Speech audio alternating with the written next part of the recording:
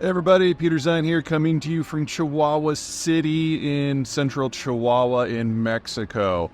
I just finished a community development presentation, which are some of my favorite because it allows me to kind of crawl inside of an economy and look at it from the inside. And I thought this would be a great backdrop to talk about the future of American industrial development, specifically in terms of what we're going to do as the Chinese system breaks down. Right now, the Chinese produce about half of all manufactured goods by value in the world. And as the Chinese demographic bomb collapses and implodes the entire economic system, we're going to have to find alternatives. And places like Chihuahua City, which are under massive construction right now to help compensate for the coming shortage, are one of the few places that actually are a good fit for the United States. Not only do we have NAFTA and NAFTA 2, which was negotiated by former President, now future President Trump, so we know it's something he's broadly okay with, there's a proximity issue. Also, a lot of this hard work has already been done. The northern Mexican states all already trade more with the United States than they do with the rest of Mexico. In many ways, they've already become integrated into our economic system. But each of them has their own story. Places like Monterrey or Tijuana or Juarez are directly across the border from places like the Texas Triangle or San Diego or El Paso, and so have a more traditional integration story where products go back and forth and back and forth and back and forth, doing whatever finishing work needs to be done.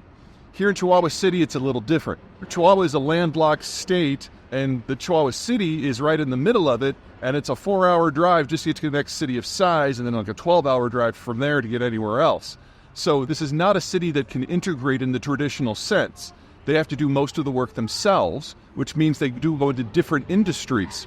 Normally, when you have a place in, say, Monterrey or Juarez, you're going to bring in a degree of American managers and especially American technology in order to plug in labor in the local Mexican community to whatever is across the border in the United States.